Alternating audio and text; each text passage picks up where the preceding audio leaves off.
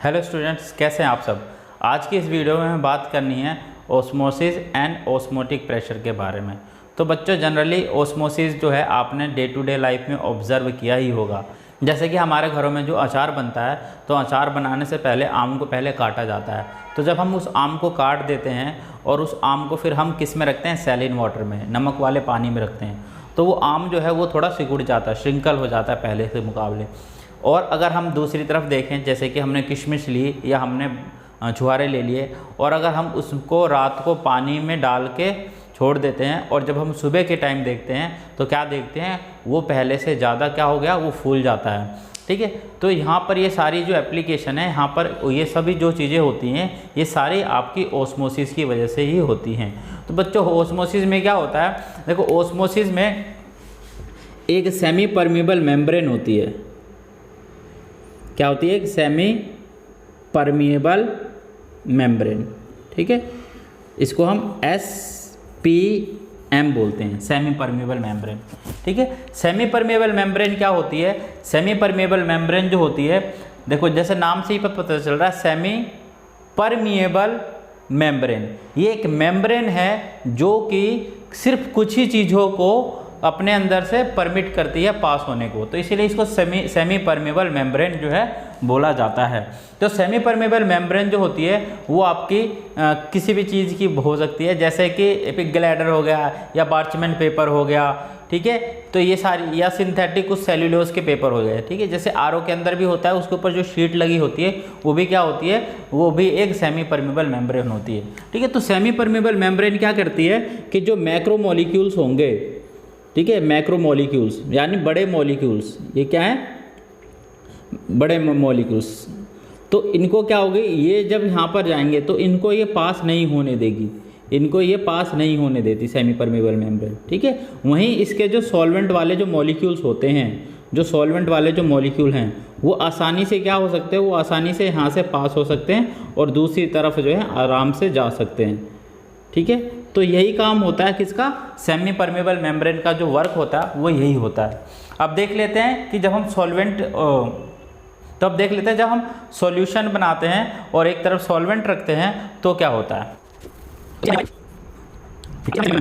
ठीक है, semi permeable membrane डाल दिया और एक तरफ हम सिर्फ लेते हैं सॉल्वेंट। इधर क्या है, ये आपका सॉल्वेंट है, सॉल्वेंट, प्योर सॉल्वेंट है। सपोज कर लो ये वाटर है। ओके बच्चों, ये क्या है, वाटर है, सपोज कर लो। और दूसरी तरफ हमने क्या रख दिया, दूसरी तरफ हमारा क्या है, दूसरी तरफ ये आपका सॉल्यूशन है। ये क्या है, ये सॉल्यूशन, सॉल्यूशन। ठीक है, सॉल्यूशन मान लो सॉल्ट और वाटर का सॉल्यूशन है। ठीक है, इसकी ये क्या है, ये आपका वाटर है और ये सॉल्ट प्लस वाटर का ये क्या है, ये सॉल्यूशन है। ठीक है, सॉल्ट वाटर सॉल्यूशन है। तो सेमी परमेबल मेम्ब्रेन क्या करेगी कि सिर्फ वाटर के मॉलिक्यूल्स, ठीक है, क्या करेगी, सिर्फ वाटर के मॉलिक्यूल्स को ही अलाउ करेगी, वाटर मॉलिक्यूल्स अलाउड, सिर्फ वाटर मॉलिक्यूल्स अलाउड करेगी। ठीक है, मतलब जो वाटर के मॉलिक्यूल्स होंगे वो यहाँ से पास हो सकते हैं, उस तरफ जा सकते हैं। ठीक है, सॉल्वेंट से सॉल्यूशन की तरफ जा सकते हैं, लेकिन जो बाकी के मैक्रो मॉलिक्यूल्स होंगे, ठीक है, वो इधर से उधर पास नहीं होंगे। ठीक है, तो यही काम करती है सेमी परमेबल मेम्ब्रेन। और इस पूरे प्रोसेस को क्या बोलते हैं, ओस्मोसिस। तो ओस्मोसिस की डेफिनेशन लिख लेते हैं बच्चों, क्या कि it is a process, it is a process in which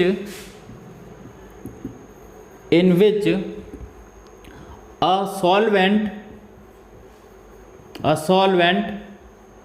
can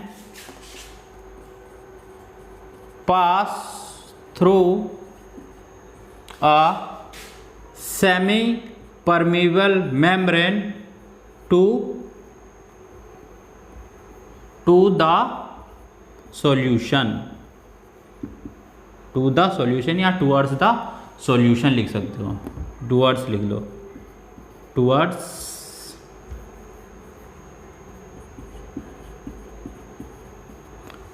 the solution। तो ऑस्मोसिस जो होता है वो एक प्रोसेस होता है जिसमें क्या होता है कि सॉल्वेंट जो है वो आपका सॉल्यूशन की तरफ जो सेमी परमेबल मेम्ब्रेन से पास होता है। तो बच्चों देखो सॉल्वेंट, ये जो प्रोसेस होता है, आपने अधिकतर चीज़ें क्या सुनी होगी कि हमेशा हाई कंसंट्रेशन से लो कंसंट्रेशन की तरफ चीज़ें जो है मूव करती हैं, हाई कंसंट्रेशन से लो कंसंट्रेशन की तरफ मूव करती हैं।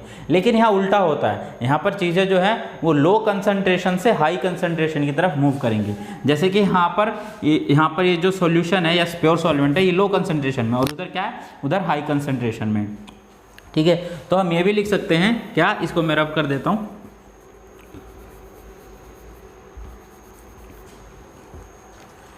कि इधर क्या है, लो कंसंट्रेशन, और इधर क्या है, इधर है आपका हाई कंसंट्रेशन, लो कंसंट्रेशन, और उस तरफ क्या है, दूसरी तरफ है आपका हाई कंसंट्रेशन।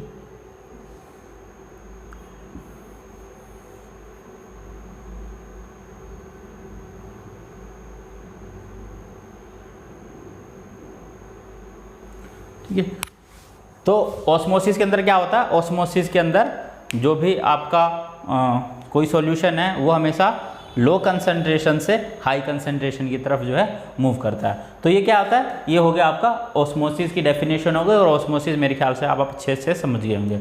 अब बात कर लेते हैं ऑस्मोटिक प्रेशर की। देखो ऑस्मोटिक प्रेशर क्या होगा,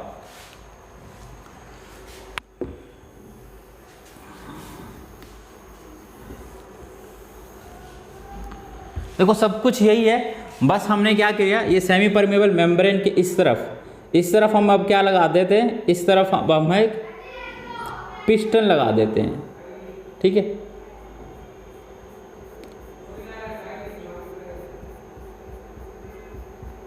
ठीक है, इस तरफ हमने क्या लगा दिया, पिस्टन लगा दिया।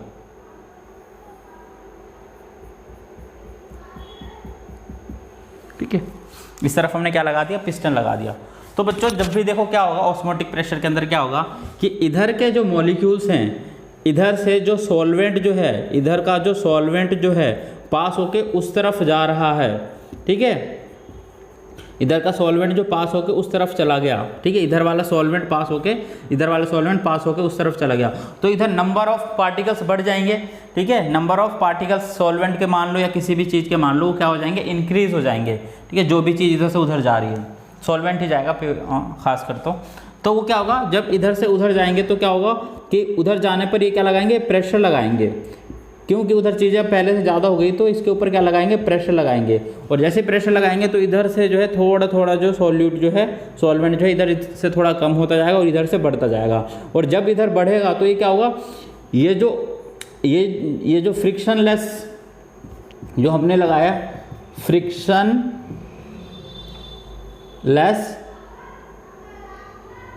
पिस्टन, ठीक है, जो हमने फ्रिक्शनलेस पिस्टन लगाया है, तो ये मॉलिक्यूल्स जो हैं, जो इधर से इधर मॉलिक्यूल्स आए हैं, ये क्या कर रहे हैं, ये प्रेशर लगा रहे हैं, क्योंकि इधर अब चीज़ें जो हैं ज़्यादा हो गई हैं। तो प्रेशर लगाने की वजह से ये क्या, ये थोड़ा सा ऊपर की तरफ क्या लगाएगा, प्रेशर लगाएगा। ठीक है, बस इतना सा ही प्रेशर, ये जो हमने पिस्टन लगा रखा है, ये फ्रिक्शनलेस पिस्टन है। इसका मतलब कि ये जो मॉलिक्यूल जितना पिस्टन लगाएगा धीरे धीरे ऊपर जाता जाएगा। लेकिन जैसे इक्विलिब्रियम स्टेबलाइज हो जाएगा, मतलब कि जितना सॉल्वेंट इधर मौजूद है उतना सॉल्वेंट इधर मौजूद है। ठीक है, मतलब इधर के सॉल्वेंट फिर इधर जाएंगे और इधर के सॉल्वेंट वापस इधर आने लगेंगे। तो जैसे इक्विलिब्रियम स्टेबलाइज हो जाएगा, तो उस टाइम जो प्रेशर जो हमें दे रहा होगा, उस टाइम सॉल्यूशन जो है आपका जो प्रेशर दे रहा होगा, उसी प्रेशर को हम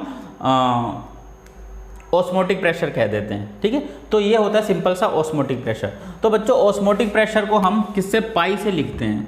ठीक है, पाई से लिख रखा आपके बुक्स में, तो हम भी इसको पाई से लिख देते हैं। तो ऑस्मोटिक प्रेशर जो होता है ये आपका डायरेक्टली प्रोपोर्शनल होता है आपके मोलैरिटी के। किसके होता है, मोलैरिटी, क्योंकि हम सॉल्यूशन ले रहे हैं तो हम मोलैरिटी की बात करेंगे। तो क्या होगा कि ऑस्मोटिक प्रेशर जो है, जितने ज़्यादा इधर से उधर मोल्स जाएंगे उतनी ज़्यादा मोलैरिटी उसकी क्या होगी, इंक्रीज होगी। तो इसलिए क्या होगा कि डायरेक्टली प्रोपोर्शनल किसके होगा, मोलैरिटी के। ये चीज़ समझ में आ गई। ठीक है, तो इसके साइन को हटाने के लिए हम ऑस्मोटिक प्रेशर को हम क्या लिख लेते हैं, मोलैरिटी की जगह C लिख देते हैं। ठीक है, और यहाँ पर कांस्टेंट लगा देते हैं, R जो है गैस कांस्टेंट और T जो है टेम्परेचर है।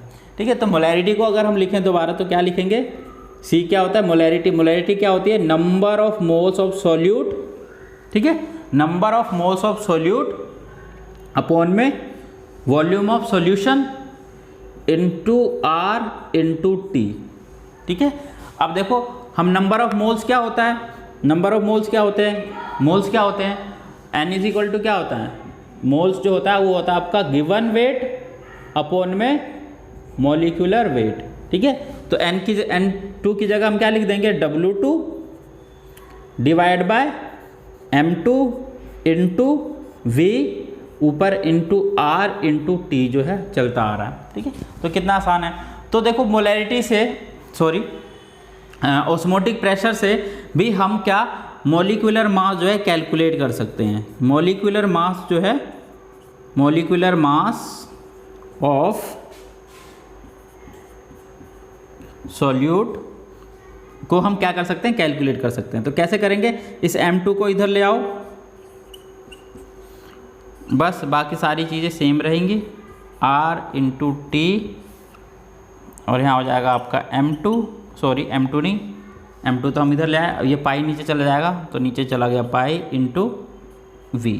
ठीक है, तो इस फॉर्मूले से आप जो है क्या कैलकुलेट कर सकते हो कि मोलर मास, ठीक है, मोलर मास या मॉलिक्यूलर मास जो है वो सॉल्यूट का जो है इस फॉर्मूले से आप आसानी से क्या कर सकते हो, कैलकुलेट कर सकते हो।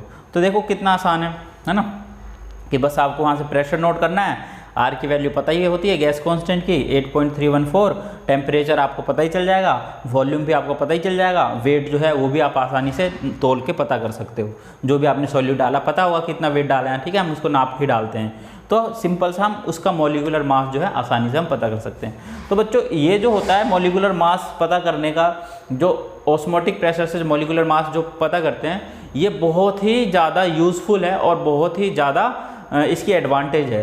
देखो इसकी एडवांटेज इसलिए है क्योंकि देखो अगर हमें कई बार मॉलिक्यूलर मास अगर हमें प्रेशर से कैलकुलेट करना हो, या जैसे एलिवेशन इन, हमने पीछे पढ़ा था elevation in freezing point, sorry elevation in boiling point, depression of freezing point, ये सब हमने पढ़ा था। तो उसमें हमें क्या करना पड़ रहा है, उसमें हमें टेम्परेचर का जो है चेंज करना पड़ रहा है, कि हमें क्या करना पड़ रहा है, हमें टेम्परेचर को एलिवेट करना पड़ रहा है, इंक्रीज कराना पड़ रहा है, ठीक है, आगे बढ़ाना पड़ रहा है। तो क्या होते हैं, कई सारे हमारे पॉलीमर्स जो होते हैं, ठीक है, बहुत सारे क्या होते हैं पॉलीमर्स या बायोमोलिक्यूल्स कह दो, ठीक है, बायोमोलिक्यूल्स या बहुत सारे पॉलीमर्स जो होते हैं वो देखो बायोमोलिक्यूल्स क्या होते हैं, हाई टेम्परेचर पे अनस्टेबल होते हैं। बायोमोलिक्यूल्स आर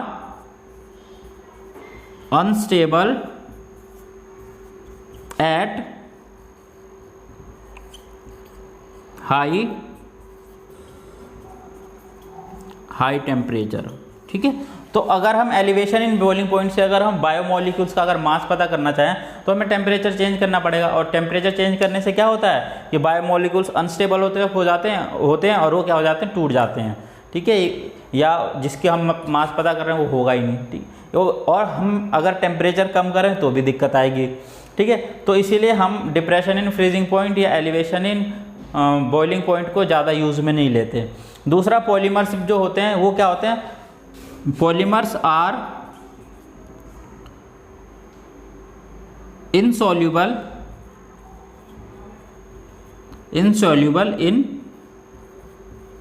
in water, ठीक है। मैनी पॉलीमर्स, बहुत सारे पॉलीमर्स हैं, ठीक है। तो बहुत सारे पॉलीमर्स ऐसे भी होते हैं जो वाटर के अंदर क्या होते हैं, इनसॉल्यूबल होते हैं। तो इनसॉल्यूबल होने की वजह से क्या होता है, हम इनका मॉलिक्यूलर मास जो है या मोलर मास जो है आसानी से क्या कर सकते हैं, कैलकुलेट कर सकते हैं, ठीक है। तो इसीलिए क्या है, बहुत ही ज़्यादा यूज़फुल होता है मैक्रो मॉलिक्यूल्स के लिए। ओके बच्चों, यहाँ तक समझ में आ गया। अब इसको कर देते हैं रब। तो इसमें बच्चों चलो बाकी चीज़ें होती हैं उनके बारे में पढ़ लेते हैं। बच्चों एक होता है आपका आइसोटोनिक सॉल्यूशन। तो जो पहला होता है वो कौन सा है आपका, आइसोटोनिक सॉल्यूशन। तो देखो आइसोटोनिक सॉल्यूशन का कौन सा होता है, जिसकी कंसंट्रेशन, जिस सॉल्यूशन की कंसंट्रेशन जो है सेल मेम्ब्रेन के लेफ्ट में और सेल मेम्ब्रेन के राइट में सेम हो, ठीक है, मतलब दोनों तरफ सेम हो। If the concentration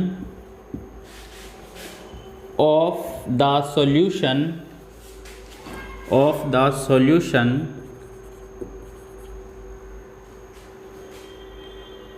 same on both side at constant temperature and pressure.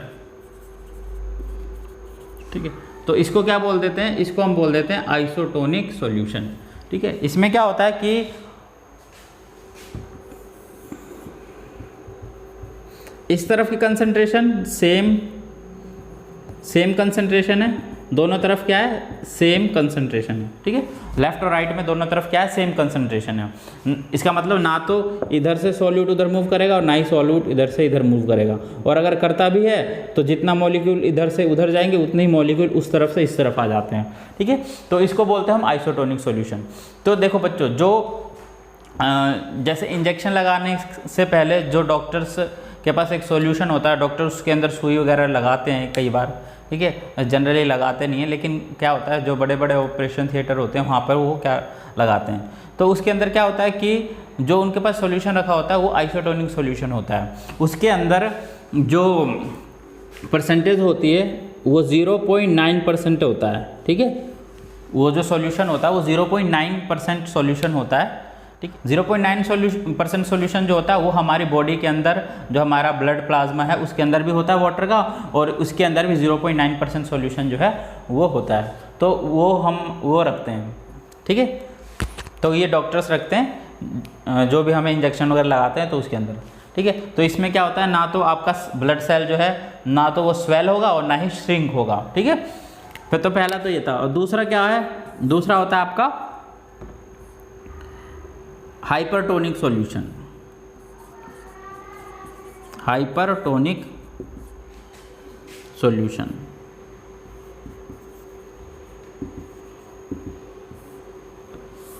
Hypertonic solution को समझने के लिए चलिए मैं आपको एक एग्जांपल समझाता हूँ। ठीक है, तो सपोज कर लीजिए कि आपके पास एक सॉल्यूशन है, एक सॉल्ट सॉल्यूशन है। ठीक है, ये क्या है, ये आपका एक सॉल्ट सॉल्यूशन है।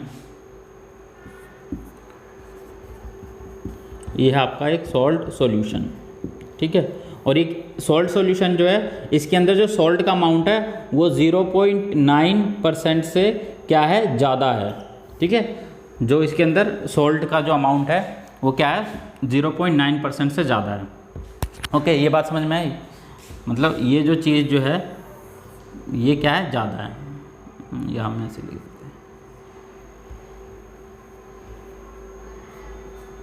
ठीक है, तो सॉल्ट सॉल्यूशन की जो अमाउंट है वो 0.9% से क्या है, ज़्यादा है। तो अगर इसके अंदर हमारा एक ब्लड सेल रखते हैं, ठीक है, अगर इसके अंदर हम ब्लड सेल रखें तो क्या होगा कि जो हमारे ब्लड सेल्स होते हैं उसके अंदर भी क्या होता है, उसके अंदर वाटर होता है। तो वो जो वाटर जो है वो क्या हो जाएगा, उस सेल से बाहर आने लगेगा। ठीक है, सेल से बाहर आने लगेगा, और सेल जो है हमारा वो क्या हो जाएगा, श्रिंक हो जाएगा। ठीक है, सेल क्या हो जाएगा, श्रिंक हो जाएगा। तो ऐसे जो सॉल्यूशन होते हैं इनको हम बोलते हैं हाइपरटोनिक सॉल्यूशन। तो इसको डेफिनेशन में लिख लेते हैं क्या, if the salt solution concentration, if the salt solution have greater concentration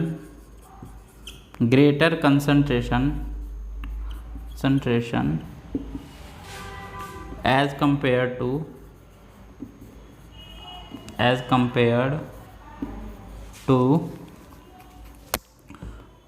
cell, ठीक है, this type of solution is known as hypertonic solution. ठीक है, अगर सॉल्ट की ठीक है, जैसे कि अगर सॉल्ट सॉल्यूशन की कंसंट्रेशन जो है अगर ज़्यादा हो, ठीक है, तो क्या होगा, अंदर का जो मॉलिक्यूल्स है वो क्या, अंदर के जो वाटर मॉलिक्यूल है वो सेल से बाहर की तरफ आएंगे। ठीक है, तो इसमें क्या होगा, सेल जो है आपका श्रिंक हो जाता है। तो इसी को क्या बोलते हैं, इस टाइप के सॉल्यूशन को बोल देते हैं हम हाइपरटोनिक सॉल्यूशन। ठीक है, थर्ड टाइप की देख लेते हैं, वो होता है आपका हाइपोटोनिक सॉल्यूशन। हाइपोटोनिक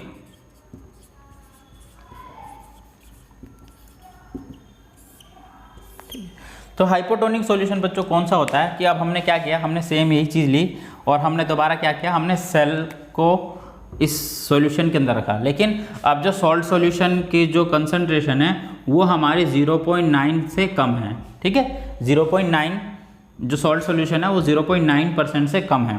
तो अब क्या होगा कि जो आपका सेल है और सेल के अंदर क्या होगा, क्योंकि अब सेल के अंदर के सॉल्ट सॉल्यूशन की कंसंट्रेशन ज़्यादा है एज़ कम्पेयर टू बाहर, मतलब अंदर सॉल्वेंट जो है वो कम है, बाहर सॉल्वेंट जो है ज़्यादा है। तो बाहर का सॉल्वेंट क्या करेगा, सेल के अंदर आना स्टार्ट कर देगा और सेल जो है धीरे धीरे फूल के फ्लफी हो जाएगा, ठीक है, और बस्ट भी हो सकता है, ठीक है, समझ में आ गया। तो क्या हो सकता है, बस्ट हो सकता है। तो इस टाइप के सॉल्यूशन को ही हम हाइपोटोनिक सॉल्यूशन कह देते हैं। तो इसको डेफिनेशन में लिख लेते हैं, if the salt solution have less concentration,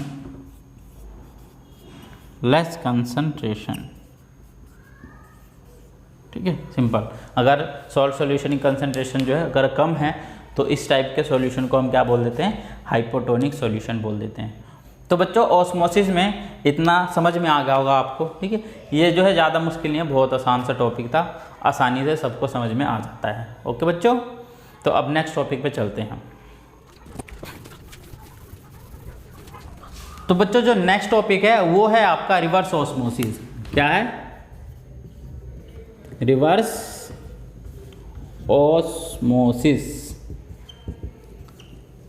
reverse osmosis, RO का पानी पीते हो ना, वो पानी जो होता है रिवर्स ऑस्मोसिस के थ्रू ही प्योर किया जाता है। ओके, तो चलिए समझते हैं कि वो कैसे प्योर किया जाता है। तो देखो बच्चों,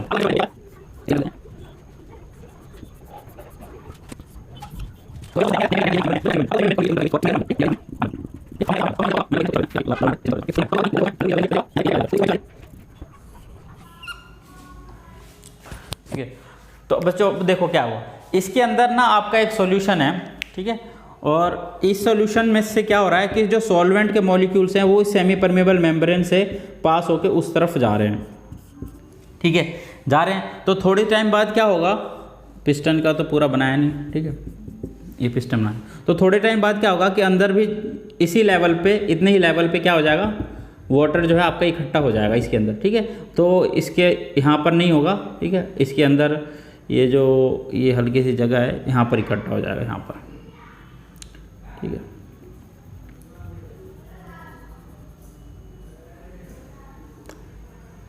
ठीक है, यहाँ पर इकट्ठा हो जाएगा ऐसे, ठीक है। अब उसके बाद क्या होगा, अब देखो, अब यहाँ पर क्या है, अब इसके ऊपर जो प्रेशर लग रहा है, इसके ऊपर जो प्रेशर लग रहा है वो पाई लग रहा है, मतलब ऑस्मोटिक प्रेशर लग रहा है इस पर, ठीक है।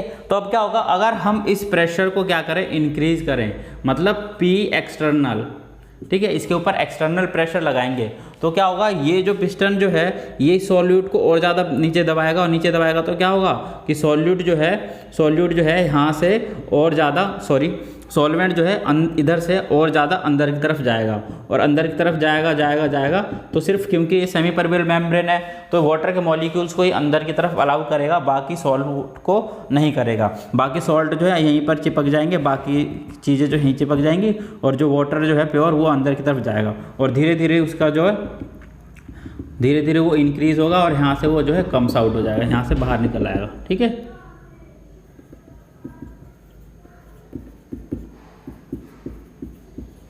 ठीक है, तो वहाँ से क्या निकल जाएगा, वहाँ से वो बाहर निकल जाएगा, ठीक है।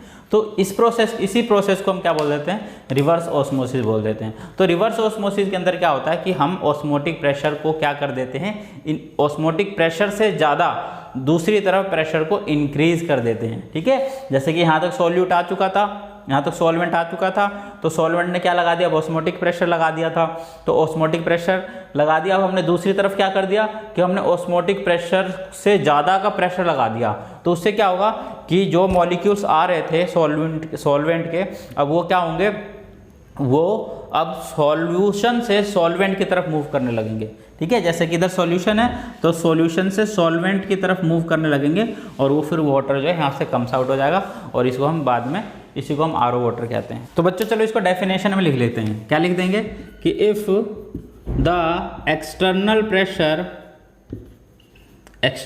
Pressure is large then, large लिख लेना है, ग्रेटर लिख देना, greater than osmotic pressure osmotic pressure,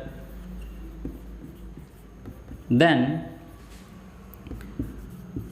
the solvent, then the molecules